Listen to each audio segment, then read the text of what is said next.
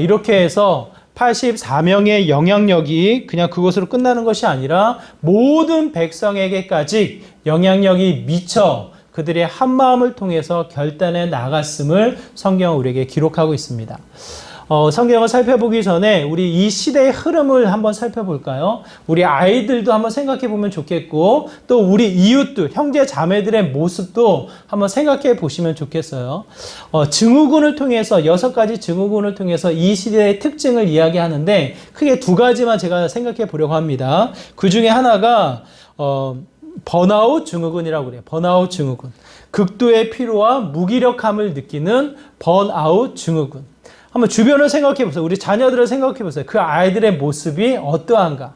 활기가 넘치고 에너지가 넘치고 뭔가 생기 넘치는 이 활동의 이 모습을 보여주고 있는지 아니면 피로에 찌들은 여러 가지 무기력함에 매여 있는 모습은 아닌지 실제로는 체력적으로는 이 여러 가지 영양분을 섭취해야 해서 이 지치거나 체력적인 부분이 저하되지는 않아요.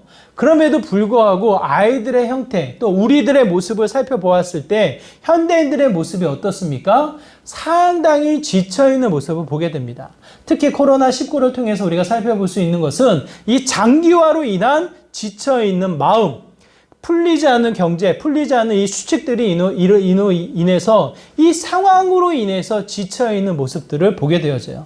이 번아웃 증후군은 체력적인 부분을 얘기하는 것이 아니라 정신적인 부분, 스트레스가 극도로 달해서 지쳐있는 그 모든 것에 무기력함을 느끼는 형태를 이야기합니다. 특히 청소년들을 보았을 때 학업의 스트레스가 극도로 높아져서 마지막에는 청소년 우울증까지 이어진다고 해요. 우리 아이들이 공부를 잘하는 아이들이나 공부를 못하는 아이들이나 학업의 스트레스, 보이지 않는 이 다양한 시대에 이 미래를 두고 두려워하는 마음에 극도의 이 근심과 두려움 가운데 놓여져 있는 것을 보게 되어집니다. 그러다 보니까 마음이 지쳐 그 아이들의 형태가 어떻게 나타나요? 번아웃 되어진 모든 것이 지쳐 쓰러져 있는 형태의 모습으로 비춰져 있는 것이 아닌가. 그냥 우리 자녀들을 가리키는 게 아니고요. 현대인들의 특징이에요. 현대인들의 특징. 이 시대를 연구한 학자가 표현했을 때 이 시대의 특징이라고 이야기를 합니다. 또 하나 이와 같은 표현이 있습니다. 햄릿 증후군. 햄릿이 뭔지 아시죠? 셰익스피어 작품 중에 햄릿이라는 작품이 있는데 햄릿의 유명한 대사 무슨 대사가 있을까요? 죽느냐 사느냐 이것이 문제로다. 이 중요한 이 햄릿의 작품은 몰라도 이 표현을 알잖아요. 그만큼 햄릿 증후군이 있다라고 해요. 이게 무슨 뜻인가? 죽냐 사냐 이 문제가 아니고 그것을 이야기하는 것이 아니고요. 뭔가 결정하지 못하고 머뭇거리고 있는 형태의 모습들. 다양한 정보가 있습니다. 수많은 정보 속에 우리가 마음만 먹으면 취할 수 있는 여러 가지 다양한 물품들이, 다양한 혜택들이 지금 이 시대에 깔려 있어요. 아마 여러분이 자라온 어린 시대와 지금 오늘날의 시대를 비교해 보면 그만큼의 수많은 이 풍요로움, 수많은 정보력, 모든 것이 많이 만연되어져 있는 모습을 보게 되어집니다. 혼과 관심의 어떠한 분야를 검색을 하면요. 수많은 정보를 통해서 우리가 유익한 것들을 취해 나갈 수 있는 것을 보게 되어져요. 그럼에도 불구하고 현대인들이 어떻게 합니까? 정보가 부족해서도 아니에요. 주어진 환경이 나빠서도 아니에요. 누려진 혜택이 결코 불리해서도 아니에요. 그럼에도 불구하고 현대인들의 특징이 뭐예요? 머뭇거리고 있다. 손을 뻗지 못하고 한 걸음 내딛지 못하고 머뭇거리면서 그냥 멈춰있는 현대인들의 모습이 지금 현대인들의 특징으로 나타나게 되어진다. 그러다 보니까 어떤 결정을 하는 데 있어서 본인이 결정을 못해. 결정을 하지 못하고 상대방에게 미루어서 그것에 어떤 책임을 회피하고 끌려가려고 하는 형태가 현대인들에게 깔려 있다는 것을 보게 되어집니다. 여러분의 자녀들 한번 생각해 보세요. 주변의 이웃, 형제, 자매들 한번 생각해 보세요. 여러 가지 형태의 모습을 통해서 살펴봤을 때 우리가 볼 수 있지 않을까. 네, 우리 장사가 잘 되고 있습니다. 한번 생각해 보세요.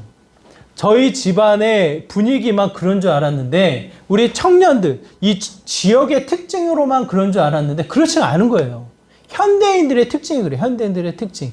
뭔가 결정하지 못하고 머뭇거리면서 마치 다 할 수 있는 거냐. 때로는 마치 다 못할 것만 같은 두려움, 헛된 욕망, 여러 가지의 감정 속에 쌓여서 아이들이, 우리 이웃들이 또는 내 모습이 머뭇거리고 있다는 뜻이에요. 저는 이 이야기를 좀 살펴보면서 단순한 다른 사람의 이야기, 세상의 이야기가 아니다. 우리 집안 이야기이고 한국 교회의 모습일 것 같다. 수많은 정보력이 있습니다. 수많은 혜택이 누려져 있어요. 그럼에도 불구하고 머뭇거리는 모습이 있어요.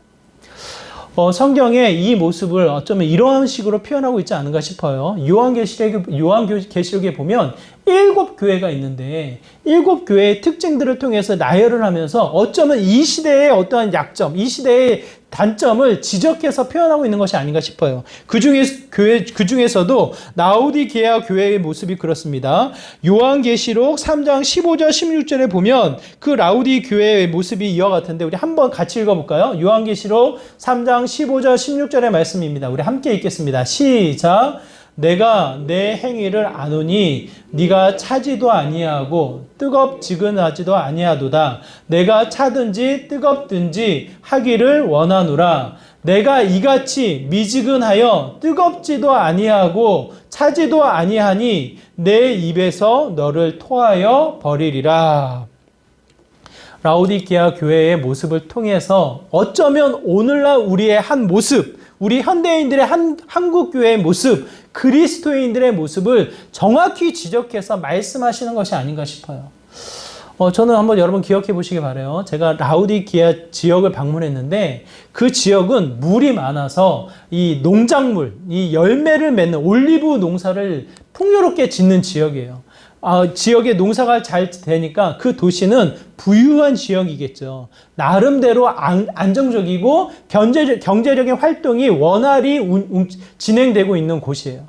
그런데 그곳에 세워진 라우디게아 교회를 통해서 예수님이, 하나님이 이 요한을 통해서 뭐라고 말씀하십니까? 너희의 상태를 가리켜서 이야기를 합니다. 마침 라우디게아 지역 그 옆에 뭐가 있냐면 온천이 있어요. 온천이 멀리서부터 이 뜨거운 물을 끌어서 오다 보니까 그 지역에 도착하면 그 온천 뜨거운 물이 어떻게 변합니까? 시게요. 미지근하게 변해요. 미지근하게. 뜨거운 물도 아니고 차가운 물도 아닌 미지근 물로 변해요.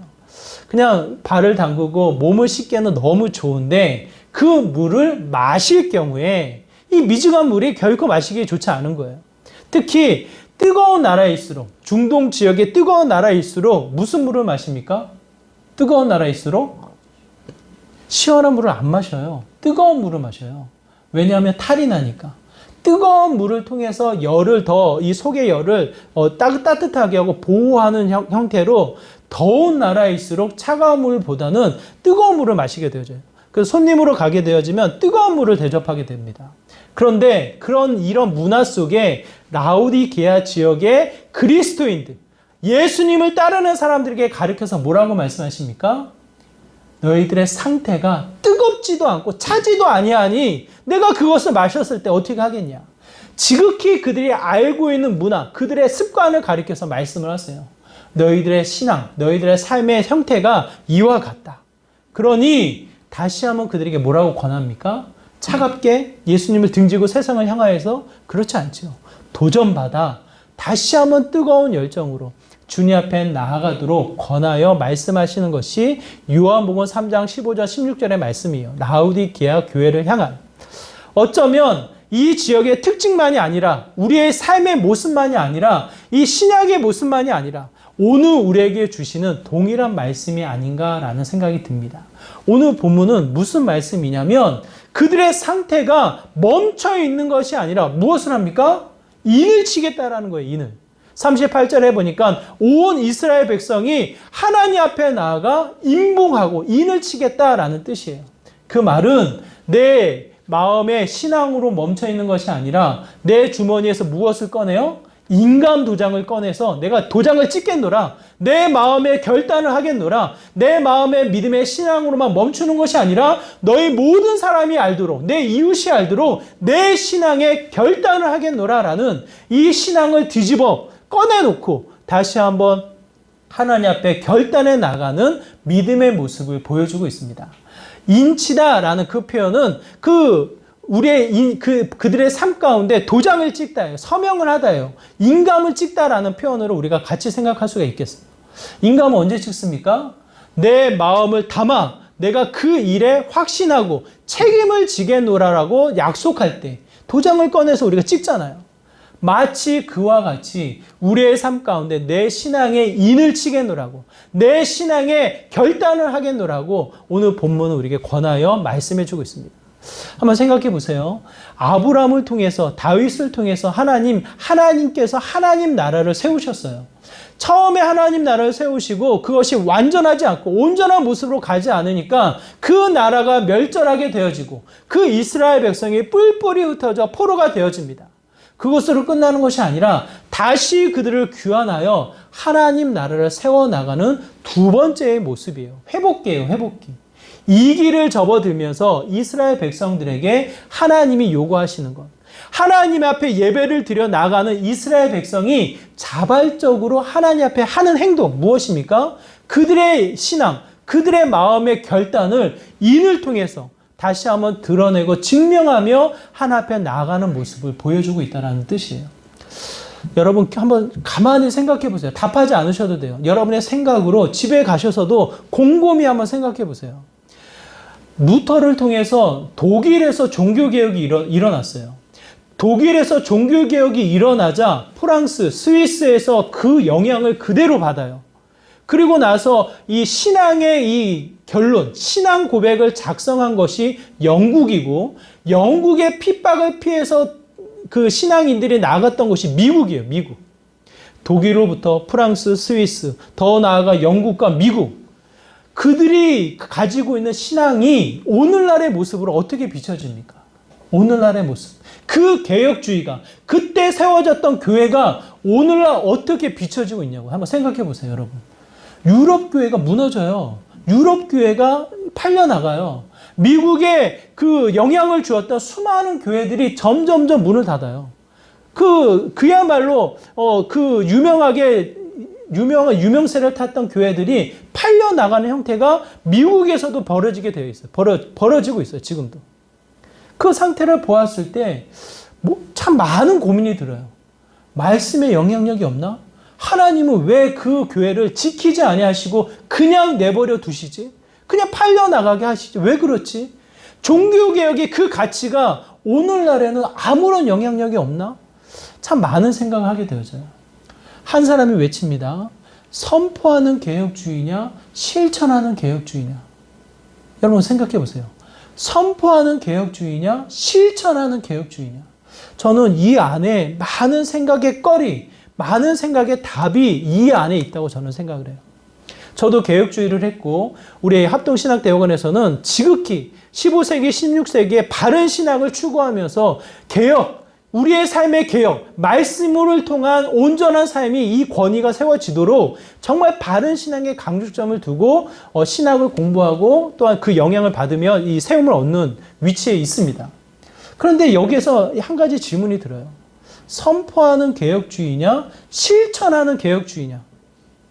저는 이 부분에 있어서 어쩌면 이 수많은 개혁의 바른 신앙을 통해서 교회가 세워지고 영향력이 정리되어지고 오늘날 우리가 개혁주의 이 신앙 고백, 웨스트민스터 신앙 고백집 우리가 하거든요. 많이 배우셨고 신앙 고백을 통해서 우리 교회가 또한 직분자가 목회자가 신앙의 고백을 해요. 영국에서 정리되어진 신앙 고백이에요. 그것을 그대로 받아 우리가 신앙을 고백을 해요. 선포되어진 개혁주의가 많은 바른 신학을 세웠지만 어쩌면 실천하는 개혁주의가 상당히 많이 놓쳐져 있지는 않은가. 많이 그 부분에 있어서 위축되어지고 사라졌기 때문에 그 영향력이 없어진, 교회가 결국엔 그 영향력을 상실해버리는 그와 같은 모습으로 치닫게 되어져 있지는 않을까 그 생각을 하게 되어집니다. 왜 그러냐?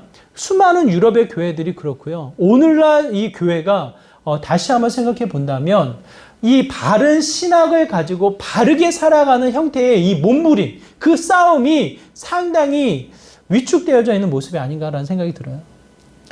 코로나19를 통해서 동서남북 우리의 이 삶의 패턴이 제한되어집니다. 활동이 제한되어져요. 저는 정말 이 코로나19 2년의 긴 시간, 결코 짧지 않은 이 시간을 통해서 다시 한번 생각을 하게 되어져요. 바른 신앙만 남았어요. 그렇지 않아요? 오직 하나님 말씀에 대한 선포만 남았어요. 그 외의 사역들은요, 상당히 많이 위축되어졌어요. 선교 활동이 위축되어져 있어요. 구제 활동이 위축되어져 있어요. 전도를 하려고 해도 머뭇거리는 게 우리들의 모습이에요.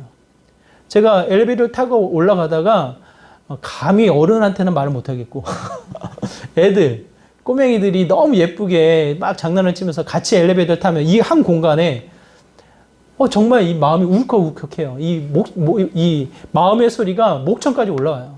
혹시 너희 교회 다니니? 혹시 교회 다니니? 예수님 알고 있니? 야, 교회 가면 정말 재밌다. 이 말을 여기까지 하고 싶은데 말을 못해요. 왜 그래요? 이 여러 가지 상황 속에 혹여나 이 마스크는 쓰고 있지만 이 코로나로 인한 부정적인 이미지가, 교회의 이미지가 혹시 전달되지는 않을까? 혹시 이 이야기가 부모에게 전달되어져서 혹여나 이 마음이, 이 교회의 선한 마음이 다른 마음으로 왜곡되지는 않을까? 여러 가지 생각에 말문을 열지 못하고 멈춰버리는 일들이 곳곳에 있어요. 저만 그런가요? 한국교회 형태가 그래요. 그럼에도 불구하고 중요한 것, 바른 신앙은 있어요. 바른 신앙. 그래도 우리가 바른 신앙, 성경을 읽어야 되지 않겠습니까? 라는 외침 속에 더 많이 기도하고 더 많이 말씀의 묵상을 하게 되어져요. 예배의 자리, 영상이라도 예배를 드려야겠다라는 이 열심으로 주님을 바라보는 이 간절한 마음이 나타나게 되어져요. 그 다음에 이루어질 게 무엇일까?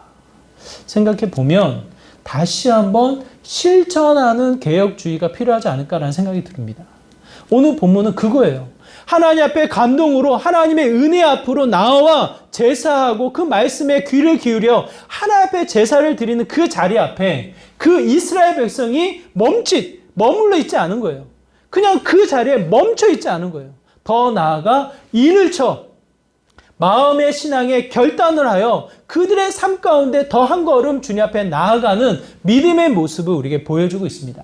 1절에 우리가 읽었을 때에는 느헤미야와 시드기야만 있지요. 2절에서부터 8절까지는 제사장들이 언급이 되어져요. 21명의 제사장들이 언급이 되어지고 9절에서부터 13절 레위 사람들, 14절에서부터 27절 족장의 우두머리가 기록되어져 있어요. 족장들의 이름이 기록되어져 있어요. 84명의 이름이 기록되어져 있는데 단순 84명만 헌신했다, 84명만 인쳤다, 그들이 사인을 했다, 그것이 아니라 그가 대표해서 이름을 썼지만 그곳에 관련되어져 있는 모든 가족들, 모든 족속들,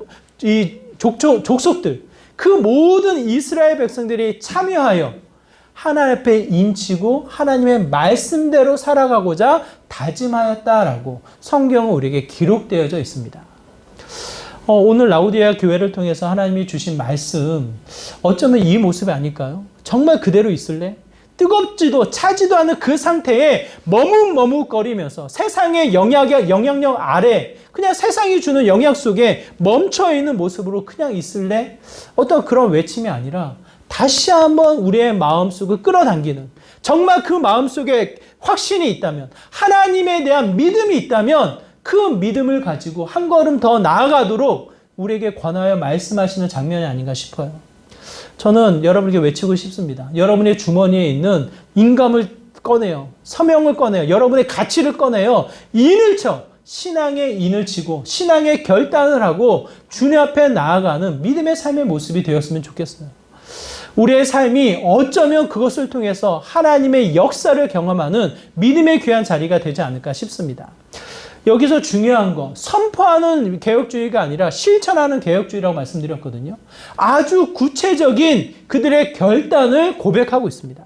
우리가 읽지는 않았지만 제일 첫 번째 그들의 결단은 이 30절을 통해서 나타나요. 우리 30절의 말씀, 31절인데요. 우리 31절의 말씀 한번 같이 볼까요? 30절의 말씀입니다. 30절의 말씀 우리 한번 같이 보겠습니다. 함께 읽겠습니다. 시작. 우리의 딸들을 이 땅 백성에게 주지 아니하고 우리의 아들들을 위하여 그들의 딸들을 데려오지 아니하며. 에스라가 그토록 강조했던 이방 그 문화에 속해 있는 사람들과 결혼하지 말라라는 그 내용의 가치가 다시 한번 스스로 이스라엘 백성의 마음의 결단으로 하나님에 대한 하나님에 대한 신앙의 결단을 앞세워 나갈 때 제일 첫 번째로 언급되어지는 내용이 그와 같은 내용이에요. 이방 여인, 이방 남자 같이 혼인하지 않겠노라. 그들의 마음의 결단이 그곳에 담겨져 있습니다. 문자적인 그대로 해석을 해서 오늘 우리는 교회 다니지 않는 사람과 결혼하면 안 됩니다. 이걸 이야기하는 게 아니에요. 물론 그것 또한 우리가 생각하고 적용해서 우리가 실천할 수 있겠지만 더 깊게 깔려있는 하나님의 마음을 여러분이 기억하시기 바라요. 이게 무슨 마음일까? 우리도 맨 처음 교회 안 다녔잖아요. 저도 초등학교 6학년 때부터 교회를 다녔기 때문에 교회 안 다녔거든요. 유치원 때 교회에서 하는 유치원을 다녔지만 그때 기도하는 것, 그때 예수님의 이름을 듣고 알았지만 본격적으로 교회를 다녔던 것은 초등학교 5학년 겨울방학이에요. 6학년 때 교회를 본격적으로 다녔어요. 이방 문화에 속해 있던 사람이라 우리도 붙어도. 그런데 이걸 문자적으로 그대로 해석해서 우리가 적용해야 될 것인가? 그것이 아니라 정말 하나님이 하시고자 하는 메시지는 무엇인지를 여러분이 기억하시기를 바라요. 출애굽기 34장 16절에 맨 처음 이 말씀에 주신 내용이 있습니다. 우리 한번 같이 읽어보겠습니다. 출애굽기 34장 16절의 말씀 함께 읽겠습니다. 시작. 또 내가 그들의 딸들을 내 아들들의 아내로 삼음으로 그들의 딸들이 그들의 신들을 음란하게 섬기며 내 아들에게 그들의 신들을 음란하게 섬기게 할까 함이니라. 뭐라고 이야기합니까? 결코 그 영향력, 이방 문화에서 이방 습관에서 자라 이방 문화에 속해서 살아오던 그 사람이 결코 영향력이 단번에 끊어지지 않는다. 그 영향력이 어떻게 해요? 음란하게, 은밀하게 그 영향력이 나타난다는 뜻이에요. 이방신을 알았고 이방신을 섬겼던 자가 다시 우리 하나님을 믿는다라는 그 믿음의 테두리 안에 들어왔을 때 어때요? 예배 드립니다. 기도합니다. 찬양합니다. 하나님을 믿는다라고 고백을 합니다. 그럼에도 불구하고 예전에 믿었던 이방신을 믿었던 그것이 어떻게 됩니까? 사라집니까? 완전히 없어지나요? 완전히 뿌리째 뽑아서 우리의 삶 가운데 사라지고 마나요? 그렇지 않다라는 거예요. 그 세상의 영향력이 쉽게 사라지지 않고 은밀하게 영향을 주고 그 은밀하게 영향을 주는 것이 어디로 영향을 끼치게 됩니까? 어디로 영향을 끼쳐요? 자녀들에게 끼친다는 거예요. 자녀들에게. 그러므로 철저하게 너희들이 가나안 땅으로 들어가서 그 땅을 정복하게 될 터인데 그 땅의 거주민들을 한 사람도 살려주지 말고 다 죽일지니라. 그 사람들이 살아있다 한들 그들과 함께 혼인하지 말아라 라는 강력한 메시지를 주는 게 출애굽기 34장의 말씀이에요. 그 영향력이 남아있다. 여러분, 이 이스라엘 백성이 존경하고 가장 큰 영향을 받았던 왕을 생각했을 때 누구를 이야기합니까? 왕. 솔로몬도 이야기하지만 그래도 왕을 이야기할 때는 다윗 왕이에요. 다윗 왕. 그래서 왕의 회복을 기대할 때는 다윗 왕을 이야기를 해요. 다윗 왕. 그런데 세상에 영향을 주고 세상으로부터 인정을 받았던 왕은 솔로몬 왕이에요. 주변의 이 지도자들이 솔로몬을 만나기 위해서 여행을 떠나오기도 하고 실제로 다윗이 정복한 땅보다 솔로몬이 정복한 땅이 더 넓어요. 그만큼 세상으로부터 영향을 받고 세상으로부터 인정을 받았던 왕은 솔로몬이에요. 솔로몬. 교회 안 다니는 사람도 솔로몬 알잖아요. 그렇죠? 솔로몬의 지혜라고 해서. 그만큼 솔로몬의 지혜를 얻었는데 중요한 거. 솔로몬 그 다음에 왕이 누구예요? 르호보암이에요. 르호보암. 근데 이 솔로몬 다음 후손으로부터 이 이스라엘 백성이 어떻게 됩니까? 어떻게 돼요? 쪼개져요. 남유다와 북이스라엘로 쪼개지는데 그 시작점이 누구일까? 그 쪼개지는 이유가 무엇일까? 물론 르호보암과 이 여로보암의 죄악으로 말미암아 쪼개지겠거니 우리는 생각할 수 있지만 실제로 연구를 거듭해 보면 솔로몬의 마지막 때를 무시할 수가 없습니다. 솔로몬의 마지막 때, 세상으로부터 인정을 받고 더 넓은 영토를 받아 영향력을 가지고 있었던 솔로몬의 마지막 때가 어떻게 성경이 비춰지고 있습니까? 열왕기상 11장 2절과 3절의 말씀. 한번 우리 같이 읽어볼까요? 솔로몬의 마지막 때를 성경은 이렇게 기록하고 있습니다. 함께 읽겠습니다. 시작. 여호와께서 일찍이 이 여러 백성에 대하여 이스라엘 자손에게 말씀하시기를 너희는 그들과 서로 통혼하지 말며 그들도 너희와 서로 통혼하게 하지 말라. 그들이 반드시 너희의 마음을 돌려 그들의 신들을 따르게 하리라 하셨으나 솔로몬이 그들을 사랑하였더라. 왕은 후궁이 700명이요 첩이 300명이라 그의 여인들이 왕의 마음을 돌아서게 하였더라. 솔로몬은 하나님으로부터 세움을 받았고 하나님의 지혜를 얻어 그 누구보다도 이스라엘 백성을 다스리고 세상으로부터 영향력을 끼쳤던 솔로몬의 왕임을 우리가 알 수 있습니다. 하지만 그의 자손으로부터 분열 왕국이 시작되어지는 그 시작점, 솔로몬의 마지막 때에 이스라엘 백성의 모습들 무엇으로 비춰집니까? 후궁이 700이요 첩이 300이다. 천여 명의 이 나라들과 혼인 관계를 맺게 된 거예요. 전략 경원을 맺게 된 거예요. 그 문화 속에 가지고 있었던 이방신들이 이스라엘 백성으로 밀려 들어오는 상황이 펼쳐지게 됩니다. 분열 왕국이 시작된 그 순간부터 끊임없이 왕들은 이방신들과의 싸움이 시작되어져요. 산당을 세울 것이냐, 산당을 없앨 것이냐, 하나님만을 믿을 것이냐, 또 다른 이방신도 인정할 것이냐. 이 싸움에 이 분열 왕국이 계속해서 반복되어져요. 그래서 이 왕들이 의인이다, 정직했다, 이 왕이 부정했다라는 이 기준이 이 산당을 어떻게 했느냐. 그 시작점이 무엇입니까? 솔로몬이에요, 솔로몬. 수많은 나라들과 수많은 민족들과 전략 결혼이 펼쳐진 그 상황들로 인하여서 이스라엘 백성의 영향이 하나님의 영향력에서 벗어나 또 다른 영향력이 들어오는 이방신들이 들어오는 형태를 취하게 되어집니다. 종합해서 우리는 어떻게 해야 됩니까? 정말 하나님 앞에 인을 치고 신앙의 결단을 해서 주님 앞에 나가고자 다짐할 때 우리는 어떻게 해야 돼요? 단순하게 결혼 문제 그걸 이야기하는 게 아니에요. 세상의 영향력을 무시할 수가 없어요. 세상의 영향력을 무시할 수 없기 때문에 우리의 삶을 더 무장하고 세상에 주는 영향력 앞에 구별하여 때로는 분리하여 그 죄악, 이 세상의 영향력에서 벗어날 것을 권하여 우리에게 말씀해 주고 있습니다. 우리는 이방신을 잠깐 믿었던 어떤 흔적들이 있잖아요. 저도 6학년 때 교회를 다녔기 때문에 저희 어머니가 그 6학년 때 저희 집안이 다 개종을 했거든요. 철저하게 제사 드리고 불교 다니고 뭐 일 있으면 전보로 다니다가 6학년 때부터 딱 제사를 뒤로 하고 온전히 기독교, 교회를 믿는 이 신앙으로 되돌렸거든요. 그럼에도 불구하고 꿈이 뒤숭숭하면 마음이 어때요? 아니, 가려고는 안 하는데요. 불안해요. 제가 그런 게 아니라 저희 어머니가 그래요. 저희 어머니가. 깜짝 놀랐어요. 성경책을 옆에 놓고 주무신다는 거 아니에요. 그래서 성경 읽으시는구나. 그랬더니 제가 여쭤봤더니 성경 읽으시냐고. 어머니 뭐라고 하셔요? 꿈자리가 뒤숭숭해서 이거라도 갖다 놓으면 괜찮을까? 그게 무슨 마음이에요? 성경의 권위를 얘기하는 게 아니죠. 또 다른 우상의 형상을 이야기하는 거죠.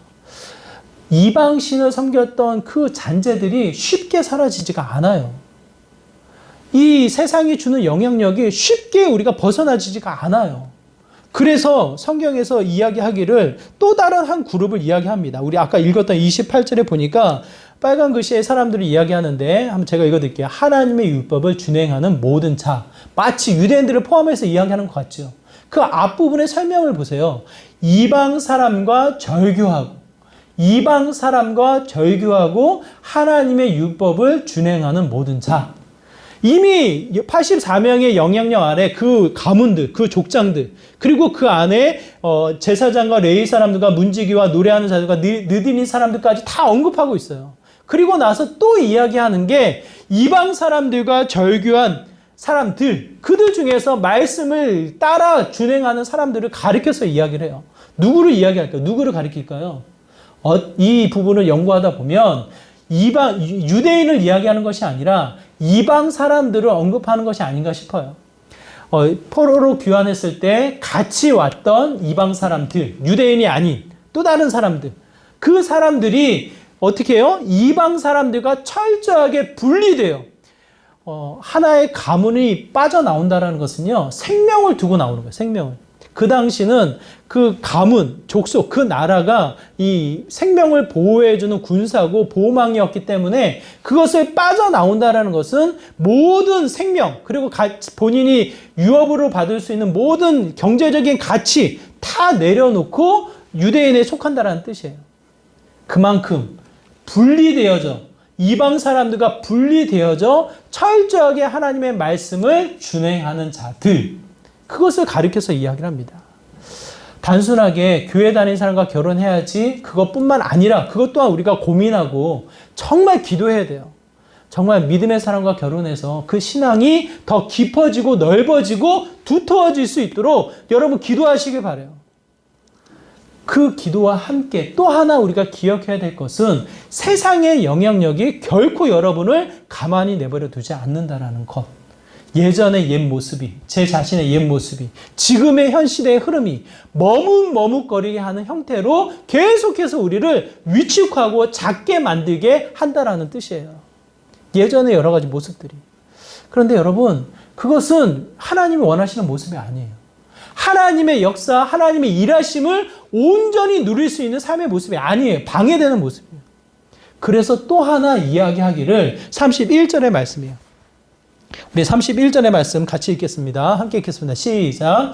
혹시 이 땅 백성이 안식일에 물품이나 온갖 곡물을 가져다가 팔려고 할지라도 우리가 안식일이나 성일에는 그들에게 사지 않겠고 일곱째 해마다 땅을 쉬게 하고 모든 빚을 탕감하리라 하였고, 첫 번째 그들이 인을쳐 이 신앙의 결단을 해서 이야기하기를 이방 여인과 결혼하지 않겠다. 철저히 그들의 영향력 안에서 분리되어 구별되어 그 자신의 삶을 지키겠노라 말씀하고 있고, 더 나아가 두 번째 뭘 이야기합니까? 안식일, 하나님이 약속하신 그 거룩한 날, 그 날을 내가 지키겠다.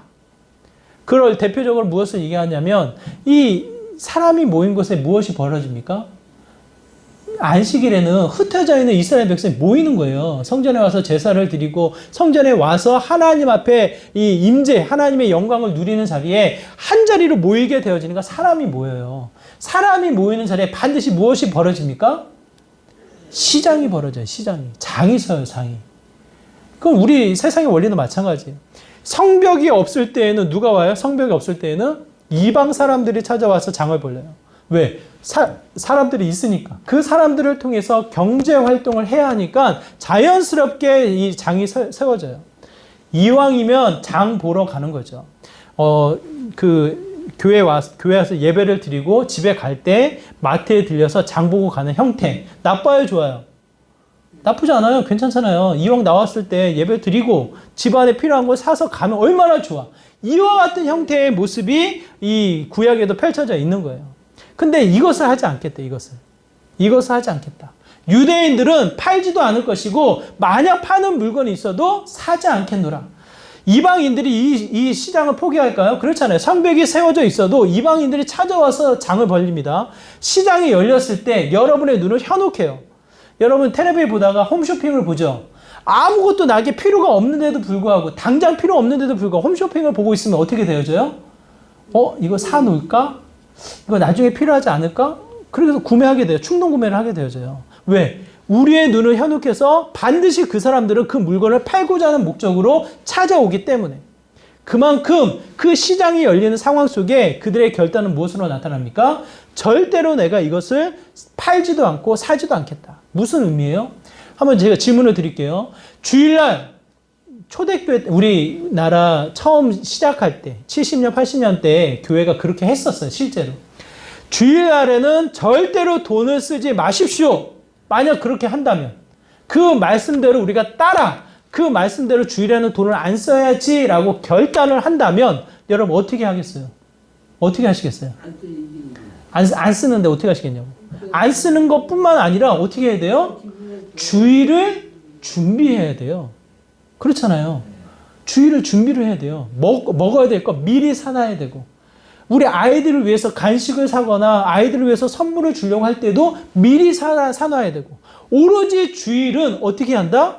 하나님을 집중해서 하나님 앞에 주시는 영향력을 받는 믿음의 시간으로 세워나간다. 그 하나의 가치를 이야기하는 거예요. 하나님이 실제로 그렇게 하셨습니다. 이 세상을 창조하실 때 6일을 일하시고 마지막 날은 어떻게 하신다? 쉰다. 쉬고 끝나는 것이 아니라 하나님과 그의 백성이 함께 어울려 아름다운 교제의 장을 이루어 나간다. 철저하게 하나님의 영향력을 누리며 그 영향력을 세워나가는 믿음의 시간을 갖게 되어진다.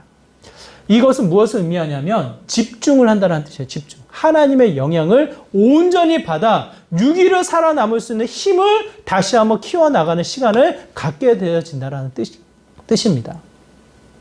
이 말씀을 적용해서 예전에 초대교회에서는 돈을 못 쓰게 했어요. 심지어는 놀이도 못하게 했어요. 놀이도 못하게 했어요. 오로지 하나님을 묵상하고 하나님을 집중해 나가는 시간으로 갖게 되어집니다. 제가 두 번째 이 말씀을 통해서 우리가 생각해 볼 수 있는 것은 돈을 쓰지 말자, 오로지 주일만 지키자, 이런 내용이 아니라 철저하게 하나님의 영향을 받아야 된다는 뜻입니다. 받아야 된다는 뜻. 말씀을 통해서 영향을 받아야 되고요. 하나님 앞에 나아가 하나님의 임재의 만남이 있어야 하고요. 다시 한번 하나님을 통해서 내 손과 발이, 내 영혼과 생각이 새로워지는 믿음의 시작점을 반드시 가져야 한다는 것. 그것을 의미해요. 생각의 가치와 기준을 다시 세워나가는 형태를 이야기를 해요. 여러분, 세상을 살아갈 때 경제의 원리가 큰 영향을 줍니다. 효과적인 방법, 효율적인 방법을 통해서 내가 지혜롭게 살아가는 이것이 세상의 영향을 통해서 살아가게 되어져요. 교회는 그렇지 않아요. 효과적인 방법으로 아껴 살아가는 것보다 하나님의 사랑으로 수고하고 하나님의 사랑으로 손해보고 하나님의 사랑으로 더 퍼주는 것이 교회의 가치인 것을 이야기를 해요. 그만큼 다시 한번 교회의 기준을 세워나가는 것을 이야기합니다.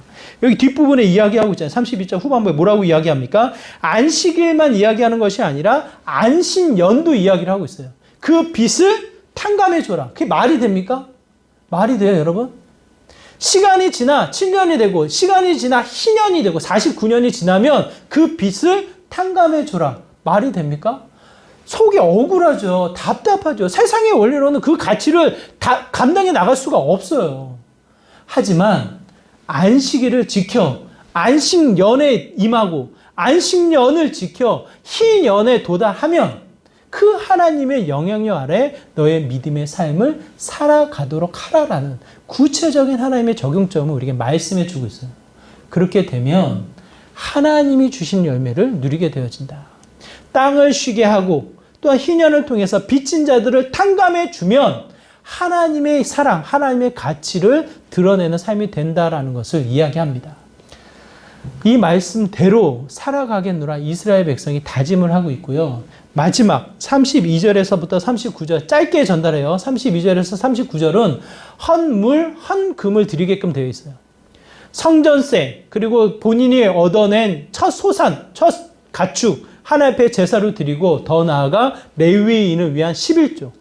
헌신을 이야기를 합니다. 헌신. 결코 세상의 영향력으로는 감당할 수 없는 일, 도저히 할 수 없는 일을 그들이 스스로 이것을 결단하여 하나님 앞에 나아간다라고 이야기를 합니다. 오늘 성경을 통해서 다시 한번 우리가 생각해 볼 수 있는 것은 신앙의 인을 쳐나가는 삶. 우리는 자연스럽게 기대하는 게 무엇입니까? 하나님 임재하여 주옵소서. 내 삶의 주인으로 찾아와 내 삶을 보호해 주옵소서라고 하나님의 일하심을 기대해요. 그렇죠? 그렇잖아요. 하나님의 일하심을 기대해요.